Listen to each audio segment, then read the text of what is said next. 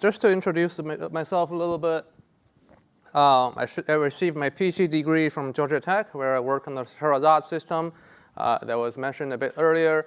It's kind of a system that learns some sort of social cultural knowledge from a small corpus of crowdsourced stories and use the learned knowledge to kind of create and understand stories. After Georgia Tech, I moved on to Disney Research in Pittsburgh, where I led a small group mostly working on understanding different aspects of a story, especially stories with both visual and textual components. And in 2018, I moved to Baidu and worked mostly on machine learning. As you can see, I'm not really a culture expert. I'm more of an artificial intelligence machine learning person. So I'm not going to talk to you too much about culture, but rather about how we can use AI and machine learning to gain some quantitative understanding into cultural concepts and cultural artifacts. Now, I don't want to give you the wrong impression that AI will conquer the world in a few years. Everybody's going to lose their jobs. We're going to understand every cultural artifacts out there in a few years. I think that's just not true. But I do want to talk to you about the progress that we're making at this moment. So the first cultural concept that is the versatility of an actor. Here we have a rather striking example of the actor Christian Bale losing and gaining weight in order to suit this character that he's trying to portray. Right? Other actors can change their behaviors, their nonverbal language, their accents, their facial expressions in order to fit into the character they're trying to portray. And this is generally considered a hallmark of acting skill. Now, what does it take for a machine learning algorithm to understand this seemingly complex concept of versatility? So it turns out, even if we just have simple facts, sometimes can be retrieved from internet databases. Sometimes part of that is recognized by natural language processing technologies. We can gain, I would say, what is a decent estimate of the concept of versatility. So the knowledge we have is of this form, which says, this actor plays a certain character in a certain movie. This movie can be characterized by certain keywords and genres. Let me give you some kind of intuitive explanation of what's happening in this algorithm. So basically what we're doing is we're assigning a Gaussian distribution to each of those concepts. Think of a Gaussian distribution as a balloon that occupies a certain volume in high-dimensional space. Now, those balloons can be stretched and compressed and positioned in certain points in the high-dimensional space. And we first try to position the keywords in the movies. So if two movies share some keywords, it's likely they will be positioned close together in this high-dimensional space. If they don't, they may be far apart. Now, if we have an actor that played in multiple movies that they have very different descriptors, have different keywords, now we require this actor's balloon to overlap with those different movies. So if you have to overlap with many different movies across this space, you have to stretch this balloon, right? So we can measure the degree the balloon is being stretched, and that gives us some kind of estimate of the versatility of the actor. So when compared with judgment, we compare it against judgment of professional actors of the best algorithm we have, gets about 60% of the decisions correct. Now, this is not super high, but consider the fact that we're only using simple facts that you saw earlier, and we're not watching at performances at all.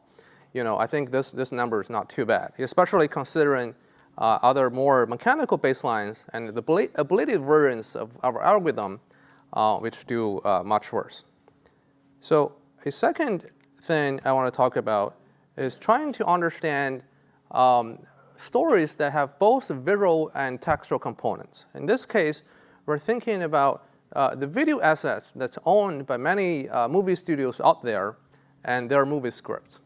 Now, the movie scripts are not a faithful description of the movie. They're used for shooting. And after you shoot the movie, you have a post-production so that can change what you got, the video footage, significantly. So it's not quite clear what parts of the text corresponds to which part of the video. So even though they have tons of data, it's really hard to utilize this data to make any decisions.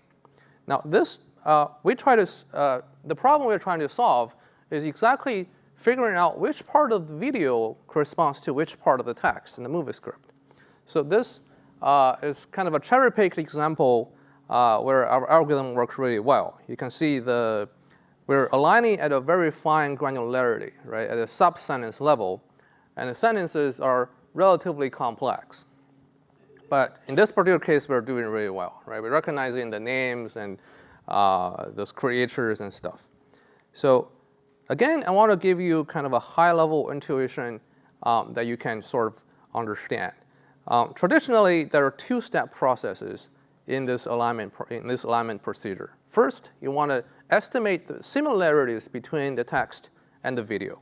The second step, you want to utilize the information in the sequence and make sure the alignment is good. Now, these two steps do not know each other exist, right? They cannot communicate with each other. They cannot adapt to each other. What we did is to merge those two steps into one neural network that can be optimized end-to-end, which means the two parts of the network can talk to each other. They can adapt to each other. They can be optimized for each other in order to optimize the prediction accuracy. So what we see in this case is that we sometimes see up to 50% improvement in the alignment accuracy because of this algorithm. It can be end-to-end optimized. So the title of my talk is that we're on the verge of a new era. So I want to spend a few minutes speculating about what will happen to the traditional way we interact with media content, with TV and with YouTube videos. One of the earliest TV broadcasting network was established in the 1930s. Since then, it seems that the way we interact with TV has stayed mostly constant. Right? There's a lot of information flowing from the media file, from the TV, from YouTube to us, but not too much the other way around. TV producers, the content producers, they have a lot of control over the content, but it's really hard for them to get an understanding of what the audience is looking for. It could be short-term, what they're looking for at the moment, or what could be good for them in the long term. They can do surveys, but the information channel is really narrow.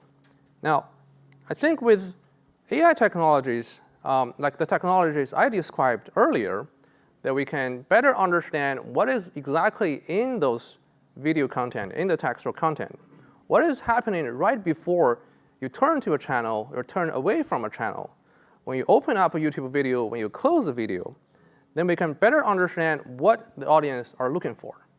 And that could really inform the decision makers that could decide what content to present and not. But even better, I think within the next decade, we will be able to have AI technologies that can do editing and summarization of the video content in real time. Now imagine you have an AI that can summarize a 40-minute TV episode into 5 minutes. That single technology will transform interaction. Why?